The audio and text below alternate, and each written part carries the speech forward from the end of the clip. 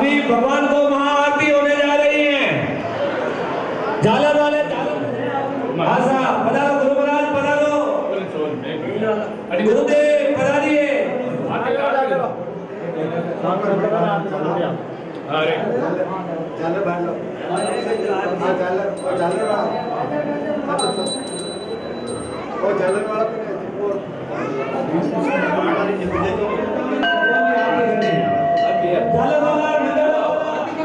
आरती करो, आरती करो।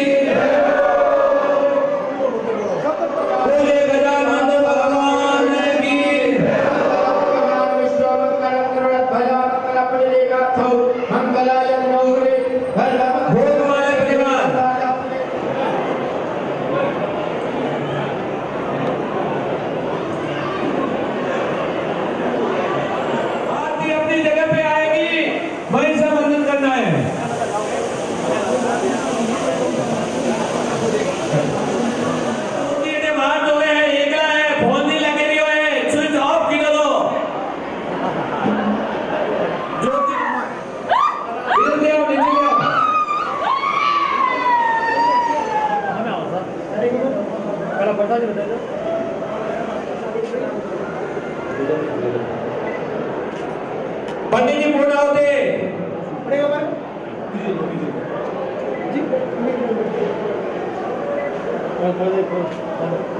आते हैं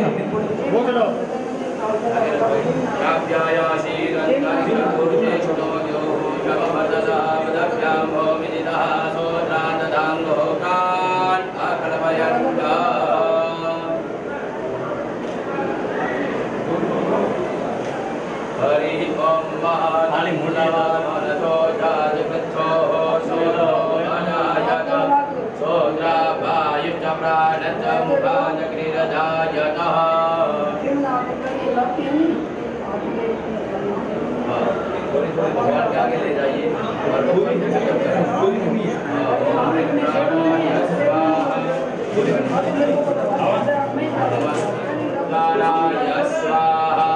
मंत्र मंत्र आहुति करो पूर्ण आहुति समय हो रहा है पंडित जी मुहूर्त निकल जाएगा मंत्र चालू करो आहुति चालू करो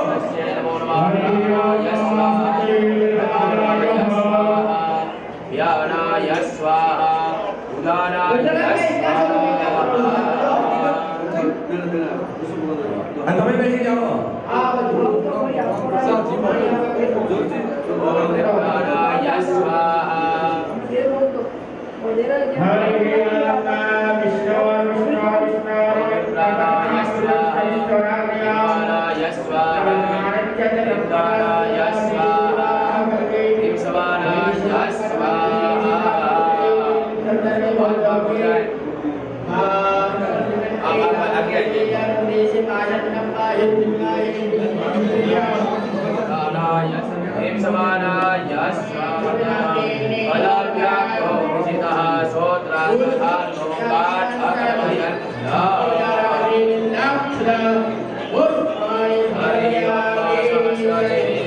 जातम के लाभार्थी श्रीमान दुधाराम जी सुपुत्र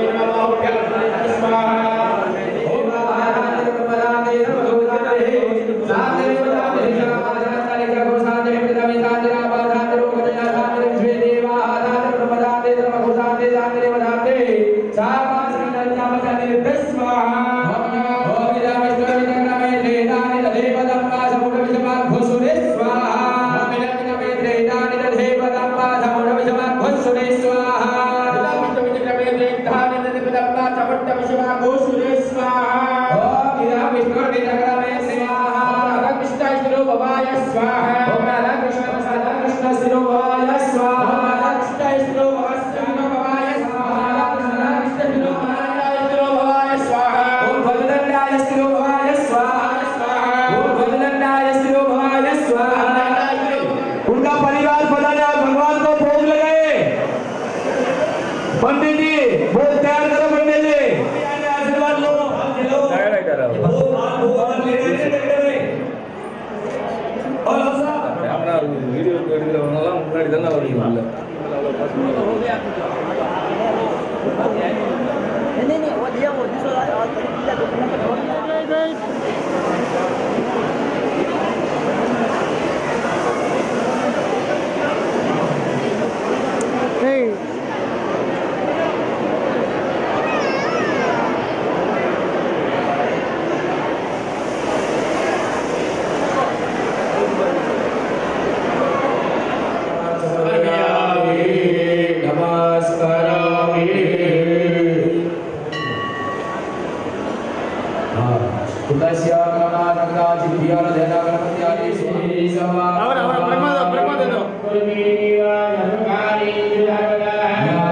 सर्वभूतेषु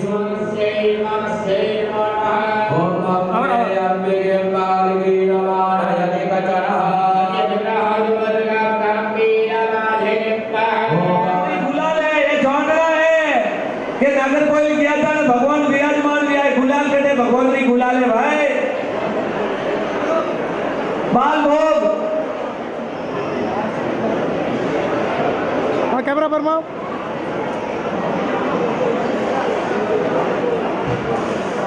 कभी बारी ने तुमने बुलावा तो पीवा कोई यार पैर नहीं तो मैं फुकट में लायो है sound system Shiva Shiva Parvati sound system Om ह्रीं प्राणाय स्वाहा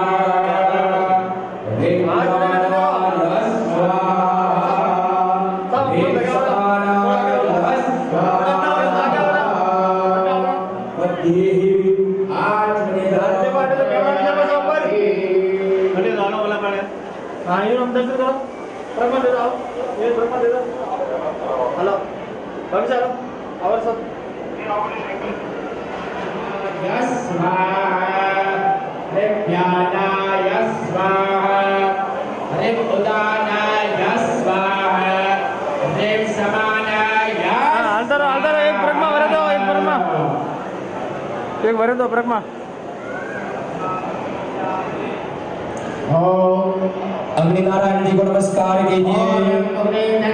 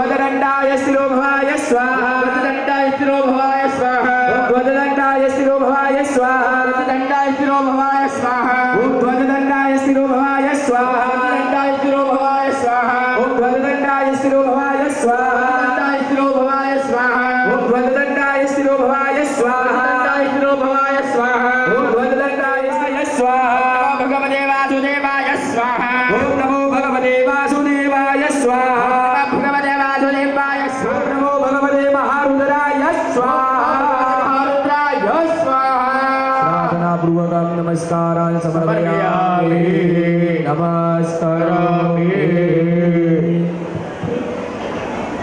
लगारीसिए पानी पानी कटक ने पकड़ी देवतानां एकतंत्रेण नमः मध्यस्थ देवतानां सम्मे नमस्करोमि धूपं समर्पयामि दीपकं समानाय स्वाहा मध्ये आत्मनिधलं समर्पयामि एकतन्त्रेण उत्तरपूजनाख्येन कर्मणेन भगवन्तः स्वागतमण्डलदेवताः प्रियताः छोड़ दीजिए प्रसन्नधारा समर्पित पूर्णा होते हैं अहम दगारेसिए चढ़ाना है नमस्काराय समर्पयामि वशकरोमि अथ पूर्णाहुतिं प्रथमाः तृतीयाः चतुर्थाः अथाः पूर्णाहुत्यै नमो नमः शुचि उपरि पूर्णाहुति ॐ सहस्रशीर्षा गुरुखाः सहस्राक्षः सहस्रपातः प्रशर उवाच स्वर्गणादिहते त्रिवेदीये तस्मन् दुरात्मने सुरारबलं च देव्या ताप्तोष्टमो प्रणतिनां न प्रतिहन्तरासः भागे प्रहास्य पुलकोद्गमचारुदेहा देव्याययात्तदमिदं जगदात्मसाख्यामखिलदेव महर्षिभो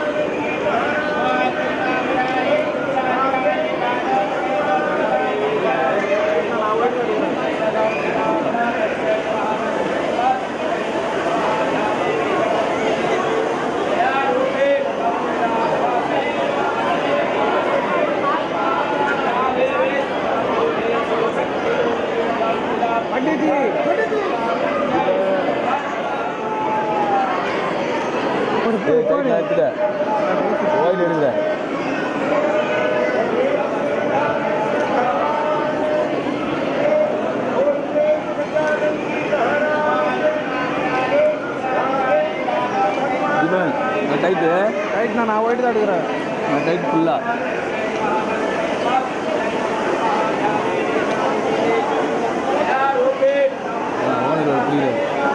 எல்லாத்தையும் ஓனர் இருக்கு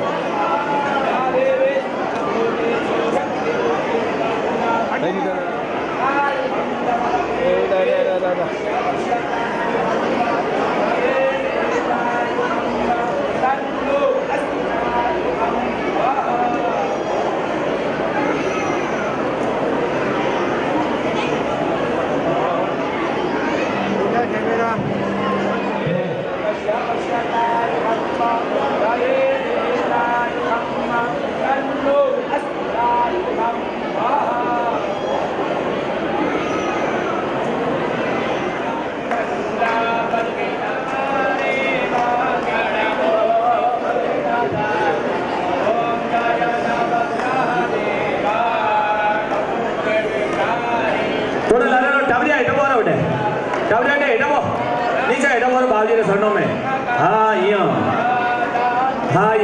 हाथ फूटा करा जोड़े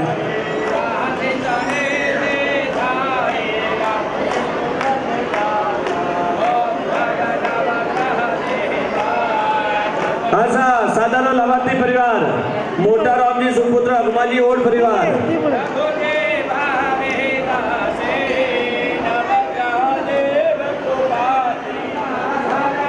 समाज ट्रस्ट द्वारा मेहमानों का हार्दिक तहे दिल से स्वागत आंध्र ट्रस्ट नागरकोइल हार्दिक स्वागत करे अभिनंदन करे नागरकोइल विष्णु समाज पधारेला सभी पदाधिकारियों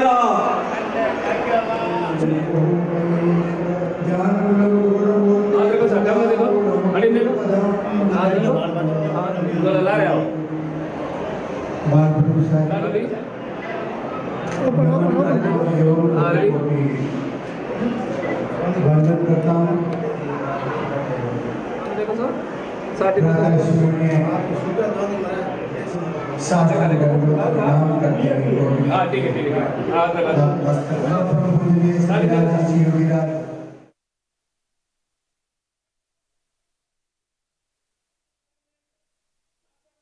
रामजी तरक और मोमेंटो द्वारा श्रीमान रणछोड़ रामजी सुपुत्र स्वर्गीय श्री धनाराम जी करड़ पधारो साठ विराजमानीय संध्या वंदनीय श्री श्री 1008 श्री गादीपति मन दयाराम जी बाब जी हमारे प्रवचन और अपने सबने शुभ आशीर्वाद देना आशीर्वाद लो मोटाराम जी सुपुत्र अगमनी ओट परिवार गुरु महाराज ने सादर ओढ़े में आशीर्वाद लो सा पधारो समाज ट्रस्ट द्वारा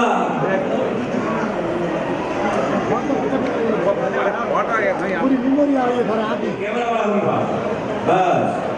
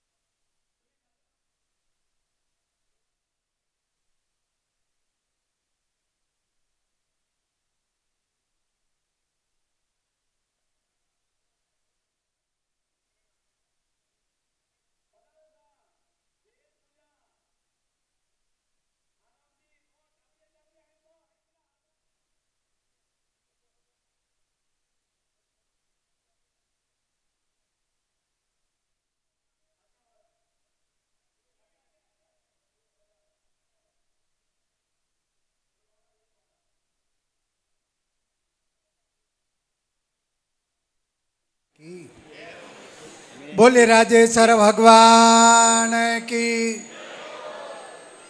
बोलो अम्बे मैया की रामसा पीर की कृष्णचंद्र भगवान की ओ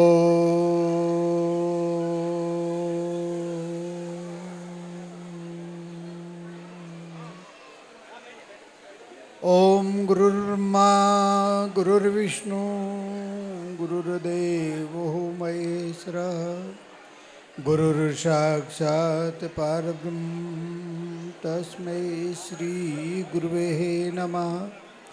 ध्यानमूलं गुरुर्मूर्ति पूजामूलं गुरुर्पदं मंत्रमूलं गुरुर्वाक्य मोक्षमूलं गुरुर्कृपा ओम वक्रतुंड महाकार्य सूर्यकोटि संप्रभः निर्विघ्ने कुरुवे सुकार्येषु सर्वदा। बोले राजेश्वर भगवान की।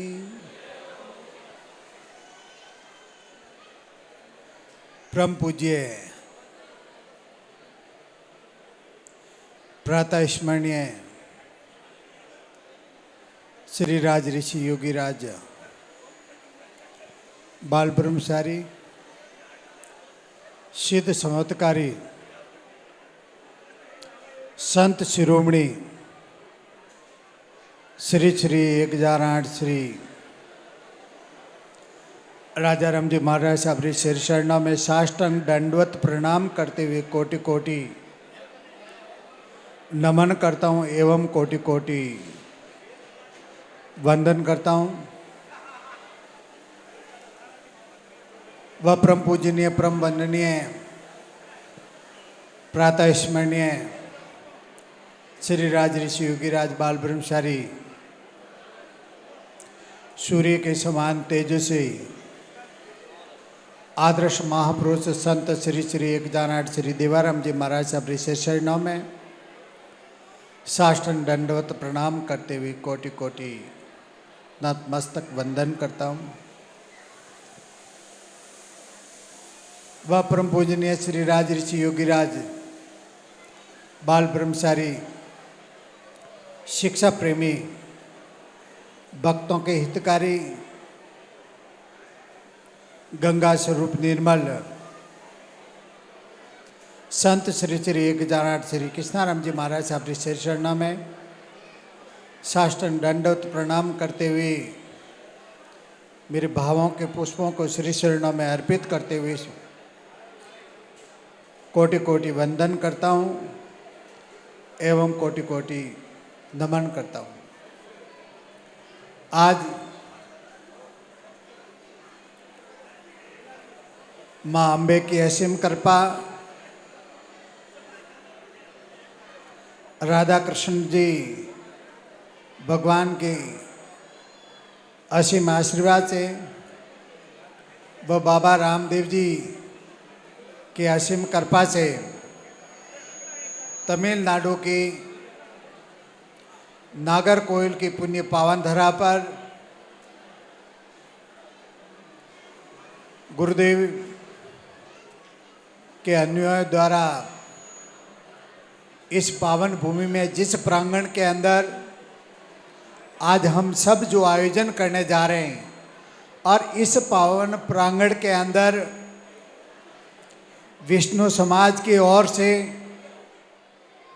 पहले माँ अंबिका जगदम्बिका मूर्ति स्थापना का व बाबा रामदेव जी की मूर्ति स्थापना का यानी तस्वीर स्थापना का कार्यक्रम इस पावन भूमि में हो चुका है। इसलिए इस पावन भूमि को मैं कोटि कोटि वंदन करता हूँ और इसी पावन भूमि के अंदर इसी पावन प्रांगण के अंदर आज राधा कृष्ण जी भगवान का एवं परम पूजनीय परम वंदनीय संत शिरोमणि श्री राजा राम जी महाराज साहब की तस्वीर स्थापना का आज पुनीत कार्य पावन कार्य जो हमारे विद्वान ब्राह्मणों के मंत्रों उच्चारण विधिवत रूप से किया गया। इसलिए मैं यहाँ पर इस प्रांगण के अंदर जितने जो हमारे जो देवी देवताएं विराजमान हैं उन सभी को पुनः जो है कोटि कोटि वंदन करता हूँ और जितने जो संत महापुरुषों के यहाँ जो है तस्वीरें लगी है उनके भी श्री चरणों में मैं वंदन करता हूँ। आज के इस शुभ कार्यक्रम के अंदर हमारे पूज्या साध्वी श्री श्री 1008 श्री भक्तिभाई जी पधारे हैं, उनको भी मैं वंदन करता हूँ। वह तमाम जितने इस पंडाल के अंदर हमारे वृद्धजन व युवा साथी है मातृशक्ति है, आप सबके अंदर परमात्मा स्वरूप जो आत्मा विराजमान है उसको भी मैं वंदन करता हूँ, क्योंकि हमें परम गुरुओं के असीम कृपा व आशीर्वाद से हमारे अंदर ये सद्भावना ये सद्विचार, ये सद्बुद्धि आई है। इसलिए हमने यहाँ पर जो है हमारे परम पूजनीय परम वंदनीय संत श्री राजाराम जी महाराज साहब की जो मूर्ति इस तस्वीर के रूप में स्थापना की है, जिसे हम सदैव यहाँ पर दर्शन करेंगे। और जब दर्शन का लाभ होगा तो हमें हमारे परम पूजनीय संत राजाराम जी महाराज साहब ने 36 कोम के भाविक भक्तों के हित में और कल्याणकारी जो इन्होंने जो उपदेश दिया, वो हमें रोजाना जो है जो है स्मरण रहेगा। और वो स्मरण क्या रहेगा कि हमारे परम पूजनीय परम वंदनीय संत राजाराम जी महाराज साहब ने अपने जीवन काल में तप व तपस्या करके साधना करके उनको सिद्धि प्राप्त हुई। और इस सिद्धि के बल पर हमारी जनता जनार्दन का कल्याण व भले का जो उन्होंने जो उपदेश दिया है, वो बातें हमें याद रहेगी। और वो बातें कौन सी थी?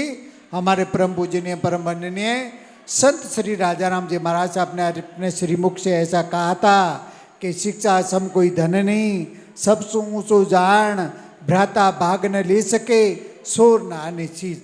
हमारे परम पूजनीय परम वंदनीय संत राजाराम जी महाराज साहब ने शिक्षा की बात कही थी। और क्या कहा था कि इस शिक्षा के समान न माणक है, न मोती है, न हीरा है, न पन्ना है, न गाड़ी घोड़ा है, न फार्म हाउस है। इस शिक्षा के सामने आपके सभी जो धन है वह गौण है, सभी धन छोटे हैं। और इसलिए और भी कहा कि भ्राता भाग न ले सके।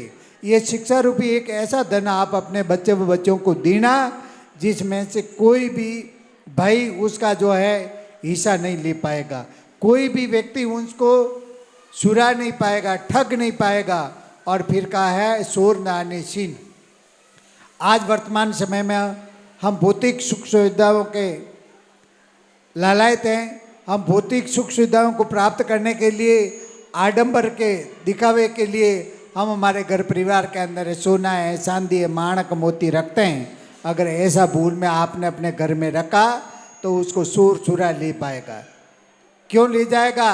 क्योंकि वर्तमान समय में आपने देखा होगा हमारे पूरे हिंदुस्तान के अंदर बढ़ती जनसंख्या और घटते रोजगार ने सबको हिला दिया है।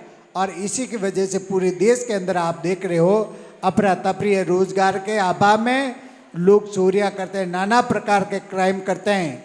और इसलिए हमारे परम पूजनीय परम वंदनीय संत राजाराम जी महाराज साहब ने आज से 100 वर्ष पहले ये उपदेश दिया था। आज जो वर्तमान समय में जो घटनाएं घट रही है, वर्तमान समय में जिस परेशानी से हम जूझ रहे हैं, उसका समाधान उसके लिए उन्होंने 100 वर्ष पहले जो बातें कही थी।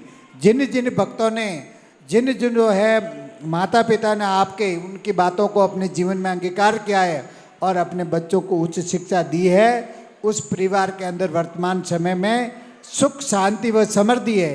क्योंकि शिक्षा के बगैर हमारे संतों ने कहा है और हमारे शास्त्रों में भी लिखा है कि विद्या ददाति विनिमय। अगर विद्या आएगी तो आपके अंदर नम्रता आएगी, विद्या आएगी तो आपके अंदर संस्कार आएंगे, और विद्या आएगी तो आप अपने माता पिता गुरुजनों का, संतों का, बड़े बुजुर्गों का मान सम्मान व आदर व सत्कार करेंगे। अगर आपके पास में विद्या नहीं होगी तो आपको कोई ज्ञान नहीं होगा।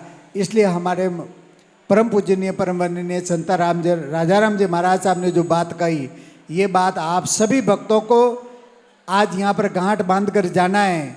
वर्तमान समय में शिक्षा है, पर शिक्षा के अंदर थोड़ा सा संस्कार का अभाव है। पर संस्कार स्कूल से नहीं, संस्कार विद्यालय से नहीं प्राप्त होते हैं। संस्कार मिलते हैं हमारे माता पिताओं से, संस्कार मिलते हैं हमारे दादा दादी से। आप अपने बच्चे व बच्चों को छोटे मोटे जो होते हैं नन्हे मुन्ने बालक, उनको दादे व दादियाँ की किस्से व कहानियाँ सुनाइए। आप अपने जीवन के अनुभव उनको बताइए, आप अपना बीता हुआ कल उनको सुनाइए। जब वो सुनेंगे तो आने वाले भावी भविष्य में, वर्तमान में आप देख रहे हो टीवी पर जो है नाना प्रकार के जो है ऐसी जो है सीरियल चलते हैं, जिसे बच्चे देखकर जो है हमारे दादे व दादी को ऐसा बोल देते हैं कि दादा आपको अभी पता नहीं दुनिया कहाँ गई है। बेटा बाप को बोल देता है कि पापा आपको पता ही नहीं दुनिया कहाँ जा रही है। नहीं, ये आपकी भूल है। दादा जानता है, दादी जानती है, पिताजी जानते हैं, मम्मी भी जानती है, पर उनके पास में शिक्षा नहीं है। और जब शिक्षा नहीं होती है तो उसके पास में हिंदी के जो है शब्दकोश के जो डिक्शनरी जिसको कहते हैं, उनके पास में उनके अन्य शब्द नहीं होते, इसलिए वो आपको कह नहीं पाते हैं। पर एक दृष्टांत है, आपने देखा होगा अपने गांव में, घर परिवार में, जहाँ भी गूंगा बहरा होता है, आप गुड़ खाइए और उसको भी खिलाइए। जो मिठास आपको प्राप्त हो रही है, जो मिठास का अनुभव आपको हो रहा है, वही उसको होगा।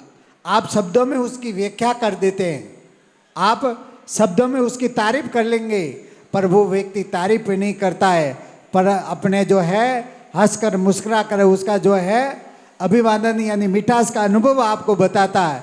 तो मैं ये मानता हूँ आपका दादा समझता है, तभी तो आपके पिताजी को और आपको पढ़ाया है। आपका पिताजी अगर नहीं पढ़ता तो बच्चे को नहीं पढ़ाता इंग्लिश मीडियम में, अगर उसका मम्मी नहीं पढ़ती तो वो जो है बेटी को नहीं पढ़ाती। इसलिए बच्चों, ये आप अपने माँ बापों से, माता पिता से, दादा दादी से अगर ऐसा बोलते तो ये आपकी बहुत बड़ी भूल है। और उस भूल के जिम्मेदार माताएं, बहनें, जो भी है गुजरक जाने वो है, क्योंकि वो अपने बच्चों को अपने जीवन की कहानियाँ बताते नहीं, और बताते नहीं तब तक बच्चे को अनुभव नहीं आता।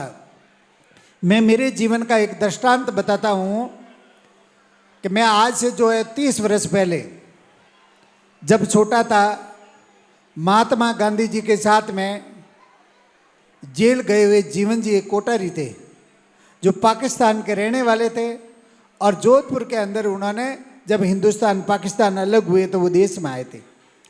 पर वो वृद्ध जन जो जोधपुर के अंदर, उनकी एक सिनेटी की दुकान थी, और जब मैं शिकारपुरा का काम करता तो शहर जाता तो एक दिन उनसे ऐसी बात सुनी तो उन्होंने कहा मैं गांधी जी के साथ में आज़ादी के लिए, देश के लिए जेल में जाकर आया। तब मुझे ऐसा अनुभव हुआ कि इस वृद्ध से मैं जीवन में कुछ बातें सीख सकता हूँ। मैं 10 साल तक निरंतर, उसके 20 साल तक दुकान पर रोज 2-2 घंटे बैठता। एक दिन वृद्ध बनिया था, जीवन जी थे, जब मरने के लिए जो है 97-98 साल की उम्र पर थे, तब उन्होंने एक दिन मुझे डांटा और उन्होंने कहा कि महाराज जी, तुम 10 साल से 20 साल से जो रोजाना मेरी दुकान पर 2-2 घंटे आकर बैठते, क्या तुम्हें महाराज जोधपुर इसलिए भेजते हैं? मैंने कहा नहीं, वो भेजते तो मुझे काम के लिए, कुछ खरीदने के लिए भेजते, कुछ देने के लिए। तो कि तुम यहाँ आकर क्यों समय अपना खराब करते हो? मैंने उन सेठ जी से ये कहा, मैंने कहा सेठ जी, आपने 95-97 साल की उम्र ली है, आपने अपने जीवन में जो अनुभव किए हैं, जब आप पाकिस्तान में रहते थे तब का वातावरण क्या था, जब देश आज़ाद हुआ तब क्या था, और वर्तमान में क्या, ये सब आपने देखा है। और ये बातें मैं जब आपसे सुनूंगा तो मैं मेरे जीवन में, वर्तमान समय में, भावी भविष्य में मुझे क्या करना है उसका समाधान मैं निकालूंगा। और मैं ही अगर मेरे जीवन में ये अनुभव करूंगा और करने जाऊंगा, जब तक मैं वृद्ध हो जाऊंगा तो मैं कुछ नहीं भी कर पाऊंगा। और इसलिए ये जो ज्ञान जो भी व्यक्ति के अंदर आता है वो बड़े बुजुर्गों से ही आता है। भले आप पढ़े लिखे नहीं हैं, पर आप अपने बच्चों को पूरे जीवन के दृष्टांत, पुराने किस्से व कहानी सुनाइए, आपका बच्चा व बच्चे कभी भी जीवन में ठगा नहीं जाएगा।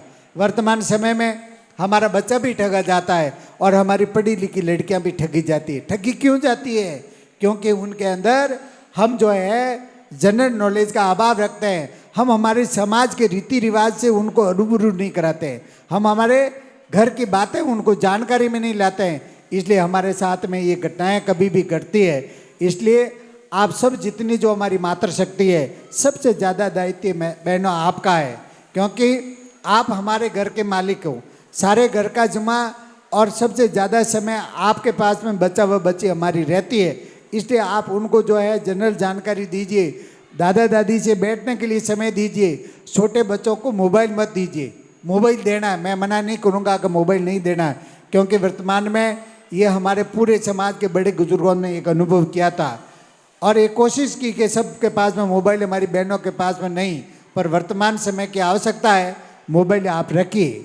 मोबाइल आपको छोटा वाला रखना है जो बात करने के लिए।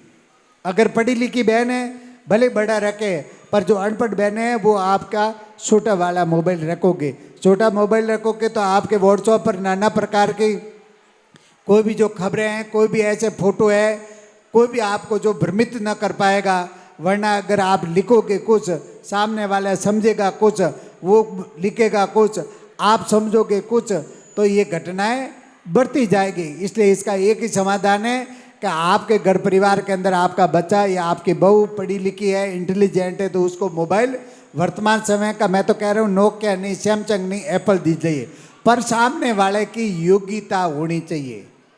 भाई जिसकी योग्यता नहीं उसको अगर आप कोई बड़ी चीज़ दिलाओगे तो बच्चा आपका, जैसे घर से कोई मोटरसाइकिल नहीं चला पाता और अगर आप उसको कार दिलाओगे तो शायद ही वो एक्सीडेंट कर सकता है। इसलिए सभी जितने जो भक्तजन हैं सबसे पहले अपने नन्हे मुन्ने बच्चों का ध्यान रखें, उनको पढ़ावें, और पढ़ाएंगे तभी हमारा वर्तमान समय में इस व्यापार के युग में कंपटीशन आपका बच्चा कर पाएगा। आज मैं देख रहा हूँ मेरे तमाम जितने जो व्यापारी बंधु हैं, जितने भक्तजन हैं, वर्तमान के व्यापार का कंपटीशन नहीं कर पा रहे। क्यों नहीं कर पा रहे? क्योंकि वर्तमान में डिजिटल इंडिया है, बड़े बड़े मॉल हो गए और ऑनलाइन से व्यापार हो रहा है, और अनपढ़ 5वीं और 8वीं पढ़ा लिखा व्यक्ति मेहनत कर सकता है पर वर्तमान समय का मुकाबला नहीं कर पाता है। इसलिए आप सभी जो अपने नन्हे मुन्ने बच्चे हैं, बच्चों को पढ़ाइए और वर्तमान समय के साथ में उनको जुड़ी हुई रखिए। हम जो है जब गांव में रहते हैं तो हम ये भी बातें कहते हैं कि आपको ऐसे कपड़े नहीं पहनने, वैसे कपड़े नहीं पहनने, वो नहीं करने, वो नहीं, पर हमारे संतों ने कहा और शास्त्रों में ऐसा लिखा है कि समय, परिस्थिति, काल के अनुकूल जो व्यक्ति जीता है वही मान है। क्या हम जब गांव में रहते तो हमें घाघरा पहनना चाहिए, हम गांव में रहते हैं तो हमें हमारे धोती पहननी चाहिए, छापा पहनना चाहिए, क्योंकि गांव में हमारा उससे मान सम्मान बढ़ता है। पर जब कर्नाटक है, आंध्रा है, तमिलनाडु है, यहाँ आकर अगर ते घाघरा पहरिया तो एक कई आपू कटू आया है क्या? अगर आप यहाँ पर जैसे अगर धोती पहनोगे सभी व्यापारी बंधु तो अच्छा नहीं लगेगा, लोग देखेंगे ये तो जो है अनपढ़ कोई गंवार है। पर हमें समय के साथ में, हमें हवा के साथ में बदलना भी है क्या? और जब गांव में जाते हैं तो हमारे संस्कृति के अनुकूल जो हमारे कपड़े हमारे गाँव के अंदर शोभा देते हैं वो कपड़े हमें पहनने चाहिए। क्योंकि गांव के अंदर जो हमें ऐसा नहीं है, तो गांव के अंदर हमारे बड़े बुजुर्ग ऐसा कहते हैं कि कट्ठा ही नहीं पड़ा कि सॉरी मैं को उठा तो पड़े जे घरवाला तो ओढ़ के दूजों ने ओढ़ कामनी को नहीं। पर फिर भी आप गांव में जाते हो तो आप उस जो है संस्कृति का, उस मर्यादाओं का पालन करें और यहाँ पर समय के साथ में जैसा रहना रहे। हमारी तरफ से आज़ादी क्यों? क्योंकि दुनिया हमारी 21वीं सदी की ओर जा रही है और हम 16वीं सदी की अगर बातें करेंगे तो हम उस दुनिया के साथ में कंपटीशन में टिक नहीं पाएंगे। इसलिए बहनों, आप जहाँ रहती हो, पढ़ी लिखी हो, आप अपने हिसाब से कहीं ऑफिस में जाते हो तो उस प्रोटोकॉल में, उस जो ड्रेस में, यूनिफॉर्म में आप जाएं। पर हमारे गांव में आवे तो हमारा जरूर जो आप मान सम्मान के लिए देसी कपड़ा जरूर घाघरो पैर जो ओढ़नो ओढ़ जो, हाँ भले चूड़ियों वे मोटोडीन वे पैर जो हैं। और हमारे विशेष जो नौजवानों को एक बात हमारे परम पूजनीय गुरुदेव ने सबसे पहले शिक्षा की कही है और उसके बाद में गुरुदेव ने पूरे समाज की भावी पीढ़ी को व्यसन मुक्त की कामना की थी। और ये बात आपने देखी होगी, एक बड़ी यूट्यूब के ऊपर है, व्हाट्सएप के ऊपर जो है मैंने एक बातें कही थी कि हमारे परम पूजनीय संत राजाराम जी महाराज साहब ने जो बातें कही है वही बातें मैं कह रहा हूँ। मेरी तरफ से एक भी बात उसमें जोड़ता नहीं हूँ। उन्होंने अपने श्रीमुख से ऐसा कहा था कि अफीम खाई जो मती भूल में पाया दुख गणेरो देख सो बुढ़ापा आया। उन्होंने क्या कहा? अफीम तो जानकर नहीं, भूल में भी नहीं खानी चाहिए। पर यहाँ पर वर्तमान में लोग ये मानते हैं कि अफीम के बगैर सभा नहीं, तो मैं मानता हूँ उनके जैसे कोई मूर्ख व्यक्ति भी नहीं हो सकते हैं।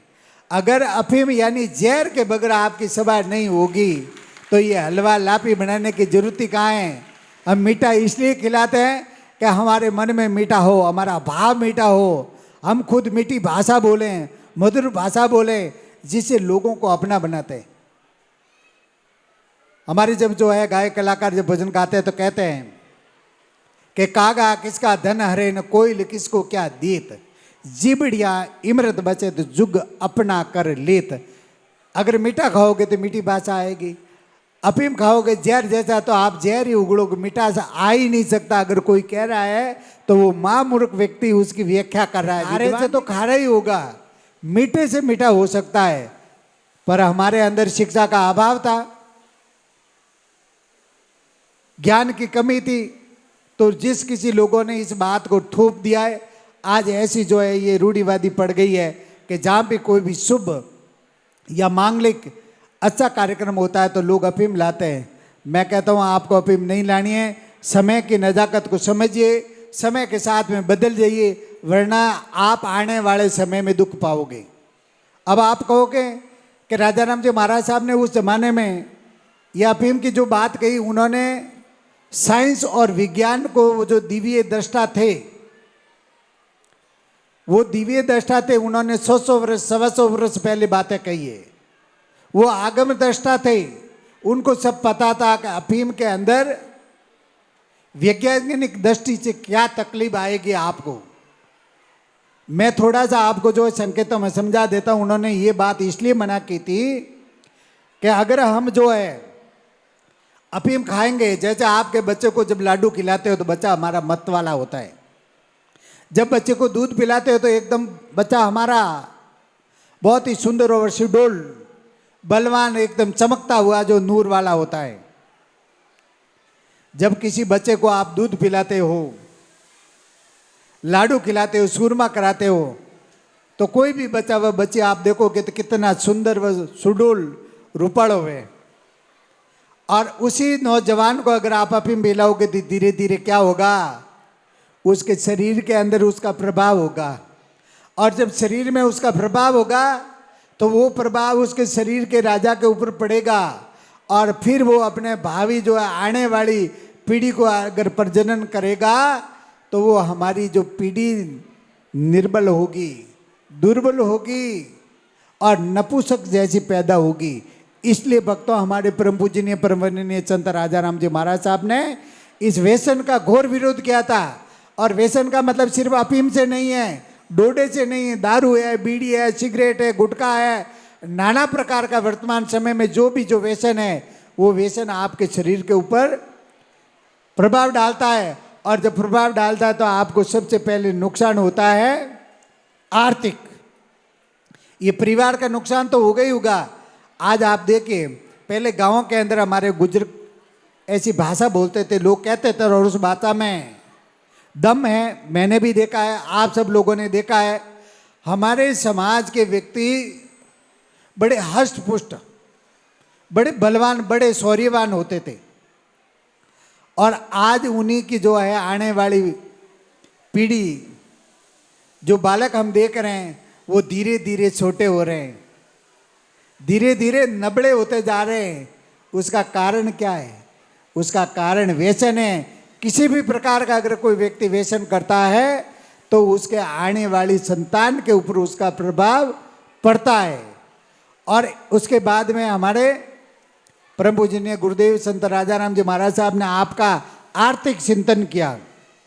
वर्तमान समय में आज हम यहाँ जब सुनते हैं, घूमते हैं, तो लोग कहते हैं कि यहाँ तो गुरुजी ये भावते हैं, वो भावते हैं। अरे भाई, सब कुछ था, पर हमारे पास में समृद्धि नहीं थी। और समृद्धि के लिए हमारे परम पूजनीय संत राजा राम जी महाराज साहब ने ये पहले कहा था कि व्यक्ति जब कोई गलत खान पान में अगर खर्च करेगा तो आर्थिक उसकी समृद्धि चली जाएगी। तो अगर व्यसन करोगे तो सबसे पहले आप जो है धन को खो दोगे, और एक धन को खोने के बाद में दूसरा आप अपने तन को खो दोगे, आप अपने शरीर को भी जो है खो दोगे। आपका शरीर भी जो है नबड़ो विधि नी जड़ो काल भील वे जड़ो विधि। और तीसरा नुकसान आपको होगा मानसिक, आपका दिमाग काम नहीं करेगा। आप अपने बच्चे की, बेटे की, पोते की कभी चिंता नहीं कर पाओगे। आप अपने खुद की चिंता करोगे। किसी भी भाई या किसी भी घर परिवार के अंदर कोई भी हमारा नौजवान या वृद्ध जन कोई अगर अफीम के या दारू के या किसी भी प्रकार के व्यसन के शगुल में अगर पकड़ा गया है तो वो देखता, वो कोई भी जो अपने घर का सोना है, चांदी है, अनाज है, शुभ के बेच के जो है वो अपना काम चलाता है, वो शौर्य करता है।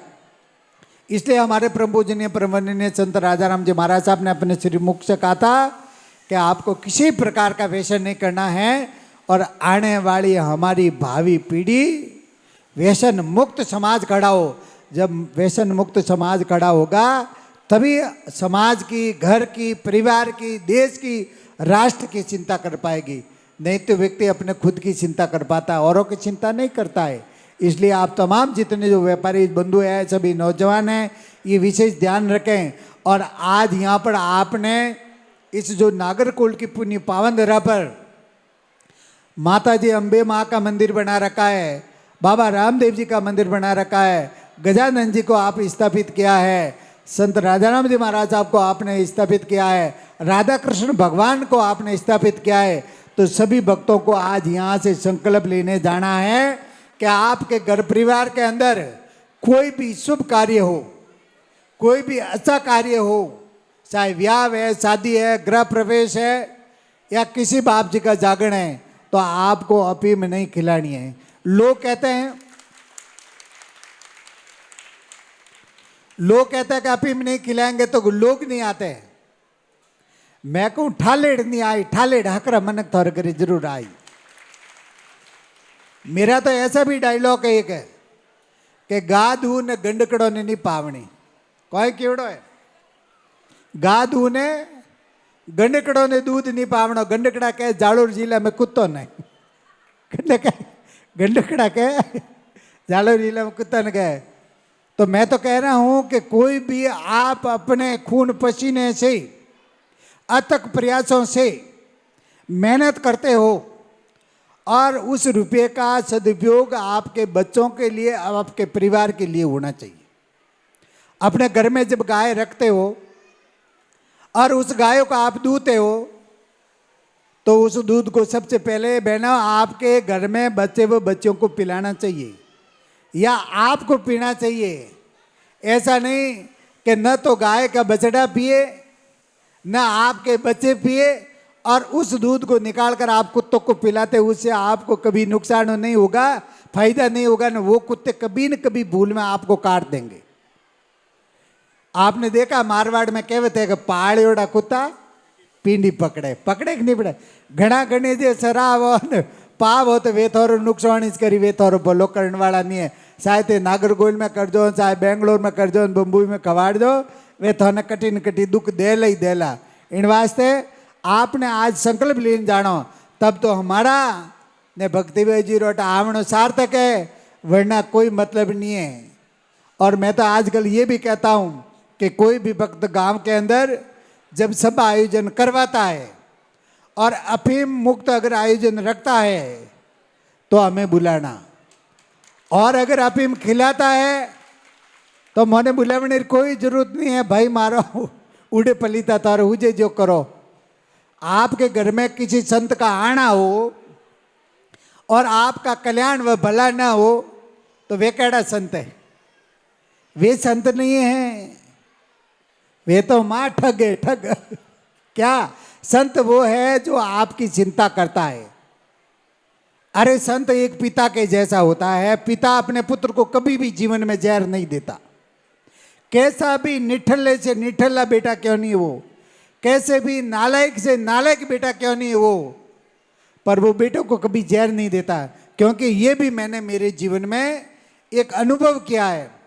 कभी कभार गांव के अंदर हमारे बेटे जो होते हैं माँ बापों की सेवा नहीं करते, तो माता पिता कोई वृद्ध जन जो नाराज होके आते तो मैं उनसे ये कहता हूँ कि दादा आप जमी है क्या? हाँ अच्छा। तो मैंने कहा मंदिर के नाम करवा दो, नाट बैठा रोटा खो। तब वो कहता है कि भाई सोरा कौन कहे। मैं सोरो तो तुमने गुरु बारह काटे, क्या सोरो तो कोसोरू वैसे कह मैं बाप हूँ साहब, मैं क्या करूँ। जब आप देखिए एक अनपढ़ बुजुर्ग पिता अपने बेटे का नुकसान नहीं करता है तो गुरु अपने चेलों को जहर कैसे देगा अपने आप से के हाथ से। और अगर कोई गुरु आपको जहर दे रहा है, अफीम दे रहा है, तो वो गुरु नहीं है, वो घंटाड़ गुरु है, वो ठग है, वो पाखंडी है। क्या ये आपको ध्यान रखना है। कहीं भी आप मंदिर में जाते हो, कहीं आश्रम में जाते हो ना, अगर कोई आपको अफीम खिलाता है और अफीम देता है तो वो आपके गुरु नहीं है। अरे मुझे पता है कोई खाता है वो अपनी खुद की व्यवस्था करता, हमारे भरोसे नहीं आता। अगर ऐसा होता तो 16 साल हो गए मैंने अफीम बंद किए। पूरी दुनिया आती है, भीड़ लगती है क्या, और व्यक्ति समय के साथ में सुधरता है। सुधरेगा कब कि हमारे समाज के कर्णधार, हमारे समाज के धर्मगुरु सही रास्ता आपको दिखाएंगे। तो अगर गुरु भी अमल ठोके है तो हम सिलो न कोई ना दे, अभी थे हिसाब मिला दो वो क्या है क्या, जब गुरु खुद कहेगा तो क्या सिलो को कहेगा।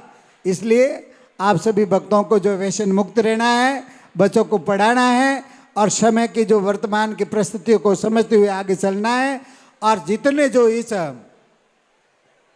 नागरकुल की जो इस शहर के अंदर रहने वाले हमारे 36 कौम के भाविक भक्त हैं, वर्तमान समय में आज यहाँ पर जो है विष्णु समाज के और संत राजाराम जी बाप जी के समाज के ये एकत्रित जो है सामूहिक जो बड़े प्रेम हर्ष व उल्लास का जो माहौल दिख रहा है, मैं परम पूजनीय संत राजाराम जी बाप जी हूँ और माँ अम्बे हूँ, व नागणेशी हूँ, बाबा रामदेव जी हूँ, वह भगवान श्री कृष्ण जी को प्रार्थना करता हूँ कि सदैव इस नागरकोइल के इस पावन प्रांगण में, इस शहर में 36 कौम के लोग जो माताएं, बहनें, भाई है, वृद्ध जन हैं, जो एकता व प्रेम व भाईचारे की भावना के साथ में रह रहे हैं, वे सदैव रहते रहे। ऐसी मैं मेरे अंत मन से शुभकामनाएं करता हूं और तमाम 36 कौम के भाविक भक्तों को खूब खूब जो आशीर्वाद देता हूं और सभी को जो ढेर सारी बधाइयाँ और शुभकामनाएं देता हूं कि आज आपके इस पावन जो है प्रांगण के अंदर चार बाबा रामदेव जी का मंदिर, राजा राम जी बाप जी का, अम्बे मैया का, राधा कृष्ण जी का, आपको तो सभी जो है एक ही जगह पर जो है सभी भगवान के जो दर्शन हो जाएंगे। और जब दर्शन आपको होंगे तो आपके मन में काम, क्रोध, मद, लोभ, अहंकार, ये सब जो मंदिर में जब नतमस्तक होंगे नहीं तो सब इनके जो है शरणों में, माता जी के, रामदेव जी के, गुरुदेव के शरणों में जो है समर्पित हो जाएंगे और आपका मन निर्मल पावन हो जाएगा। और जब निर्मल मन होगा तो आप दुकान पर जाओगे, व्यापार कराओगे और ग्राहक से हंस के मुस्कुरा के बोलोगे तो ग्राहक भी आपसे संतुष्ट होगा, राजी वही माल गणो लई। और है जो सीधा गया तो मन जो है कटेरो कटी जेरी आईडी भी ग्राहक प्रेम नहीं बोलिया तो व्यापार में कमी आई जाला है। और दाढ़ी वाला जीता नौजवान है, उन्होंने मारो निवेदन है कि आप इन फैशन दूर रहो। आ फैशन आने वाला 2 वरों के बाद में थोड़े वास्ते बहुत नुकसानदायक विजायला। इन वास्ते आप हैं फूट रहो, रूपाड़ा रहो, परमात्मा आपने बहुत बढ़िया बनाया है और बढ़िया रहो, हीरो जड़ा रहो। आप सभी जो है पिक्चरें देखते हो, देखी होगी, घर में ज़बरदस्ती टीवी पर आ जाती है, हीरो तो आता है तो एकदम हीरो ही आता है और गुंडा नवेजा है नहीं खलनायक रोल करे, वे सब दाढ़ी वाला वे। तो आप सब व्यापारी सब हीरो वेजो रहो, कहीं रहना हैंग हीरो वेजो रहना है, फूट रेजो। और सब आपने जो है माता पिता की सेवा कर दो, क्योंकि हमारे संत महापुरुषों ने कहा है, शास्त्रों में लिखा है कि माता गुरु, पिता गुरु और गुरु ज्येष्ठ बंधवा, वस्न वस्न गुरु और गुरु तीर्थ अभ्यागता है। इस संसार के अंदर सबसे बड़ा अगर आपका गुरु है, सबसे बड़ा अगर कोई आपके जीवन में तीर्थ है तो वो है आपकी माँ। कौन है वो? आपकी माँ। उसके बाद में आपके पिताजी, फिर आपके ज्येष्ठ भ्राता और उसके बाद में फिर नंबर लगता है हमारा।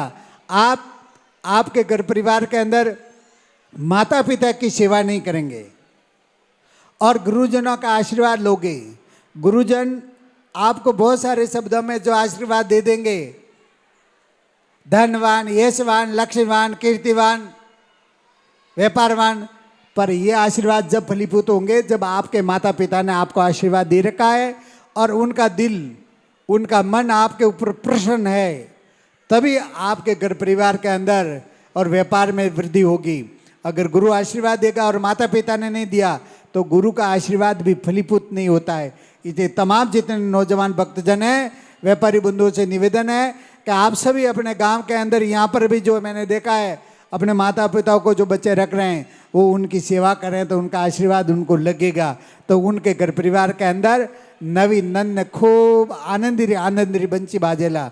और अगर आपने माता पिता का दिल दुखाया तो कोई गुरु इस हिंदुस्तान में, कोई ऐसा तीर्थ नहीं जो आपको तार सकता है। इसलिए सभी जो है अपने माता पिता की सेवा करना और हमारे जो है शास्त्रों में ऐसा भी कहा है कि येतन पूजयन्ते नार्या तंत्र रम्यन्ते देवा। जिस घर में माँ बहन बेटी का मान सम्मान व इज्जत है, उसी घर परिवार के अंदर लक्ष्मी निवास करती है, क्योंकि लक्ष्मी भी स्त्री स्वरूपा है और ये हमारी माताएं बहनें मातृशक्ति ये भी लक्ष्मी ही है साक्षात। आज हम सब जो है माता जी का मंदिर बनाते हैं, माता जी की स्थापना करते हैं, पर हमारे घर परिवार के अंदर जो है हमारी माताएं ये साक्षात माएँ, हमारी बहनें बहुएं, पर उनका अगर आप मान सम्मान नहीं करोगे तो लक्ष्मी जी उस घर के अंदर कुछ समय के लिए आ सकते हैं। अरे व्यक्ति भी ठगा जाता है तो लक्ष्मी जी को भी आप ठग सकते हो, पर लक्ष्मी जी जब घर में आएगी और आपके घर परिवार का माहौल देखेगा और आप माताओं बहनों से झगड़ते देखोगे तो लक्ष्मी जी घर से रवाना हो जाएंगे। वो बोलेंगे ये घर वाले भी लड़ रहे हैं तो मैं यहाँ क्या करूँगी। इसलिए आपके घर में आपकी पत्नी खुश है, आपकी बहन खुश है, आपकी माँ खुश है तो लक्ष्मी जी चिरस्थायी आपके घर में निवास करेगी। ये मैं दावे के साथ में कह सकता हूँ, क्योंकि आपने सुना होगा एक दृष्टांत है, धनतेरस दीपावली के दिन जो है हर परिवार के अंदर लक्ष्मी पूजा करते हैं लोग। जब लक्ष्मी की पूजा करते हैं तो सेठ जी थे, घर में लक्ष्मी जी आ गए, साक्षात उन्होंने कहा कि आप बिराजिए, कुछ पूजा की सामग्री शेष रह गई इसलिए मैं बाजार से लेके आता हूँ, मैं जब तक नहीं आऊँ तब तक आप घर से जाना मत। तो लक्ष्मी जी ने कहा ठीक है आप आ जाओ। सेठ जी आए नहीं तो लक्ष्मी जी गए नहीं। तो मैं ये दावे के साथ में कहता हूँ कि आप अपने घर परिवार के अंदर आपके माताएं बहनें हैं, इनको जो बड़े प्रेम और प्यार के साथ में माहौल बना के रखना, तो लक्ष्मी जी आपके घर परिवार से कभी जाएगी नहीं, सिर स्थायी यानी जियोगे नहीं, पीढ़ी दर पीढ़ी रहेगी। मैं सभी जो है भक्तों को पुनः जो है मेरे हृदय की अंतःगहराई से परम पूजनीय प्रमंडनीय भगवान श्री राधा कृष्ण जी व परम पूजनीय संत श्री राजाराम जी महाराज साहब से, रामदेव जी बाप जी से, माता जी से पुनः प्रार्थना करते हुए आप सभी व्यापारी भक्तों के लिए शुभकामना करता हूँ कि खूब आपके व्यापार में वृद्धि हो और खूब आपको लाभ मिले और खूब आप फलें फूलें और व्यापार के क्षेत्र में और आगे बढ़ें और आप सभी भक्तों के घर परिवार के अंदर अन्न धन लक्ष्मी की वर्षा होती रहे और जैसा प्रेम व भाईचारा सदैव बना रहे। इसी शुभ भावनाओं के साथ में, इसी शुभकामनाओं के साथ में मैं मेरी वाणी को विराम देता हूँ। ओम शांति शांति शांति शांति। धर्म की, अधर्म का, प्राणियों में, विश्व का, गौ माता की सेवा हो। हमारा सभी भक्तों का एक ही नारा होना चाहिए, गौ माता की सेवा हो। हम सबको ये करना है, गौ माता के प्रति अपन तब की भावनाओं को प्रचार करना है। गौ माता को अधिक से अधिक संख्या में लोगों के घर परिवार के अंदर धारण कराना है और जब गौ माता को अपन अपने घर परिवार में धारण करेंगे, उसका लालन पालन करेंगे, तभी हमारी गौ माता सुखी होगी। और जब हमारी गौ माता सुखी होगी तो आपके घर में, परिवार में, गांव में, देश व राष्ट्र के अंदर सुख शांति व समृद्धि आएगी। और गौ माता अगर हमारी सुखी नहीं होगी तो हम सुख की कामना करेंगे, वो कामना हमारी अधूरी रह सकती है। इसलिए मुझे पूरा भरोसा आप सबके घर में गाय होगी, अगर नहीं है तो भी हमें जो है लोगों को प्रेरित करना है। वर्तमान समय के अंदर गौशाला का जो फैशन बहुत चल रहा है उससे सावधान रहना है। गौशाला आपको जाकर देखनी है, देखने के बाद में आपको अपने यथा योग्य यथा श्रद्धा सारा डलवाना है। आज यहाँ पर बाहर जब हम देखते हैं, जहाँ भी सुनते हैं, लोग रोजाना घूमते रहते रसीदें लेकर। अब आपको पता ही नहीं कहाँ गौशाला है कि नहीं है। और कोई भी व्यक्ति आता है किसी का परिचित, तो आपको आपका परिचित है, आपका जानकार है, आपको पैसे देना है और किसी अन्य के साथ में किसी के घर घर घुमाना नहीं है, लेकर नहीं घूमना है। आप जानते हो तो आपको दे देना है, क्योंकि आपके गांव का होगा, आपके कोई पहचानने वाला होगा तो शर्म के मारा आप दो, सबको मत ठगाओ। बोले सतगुरुदेव की जय।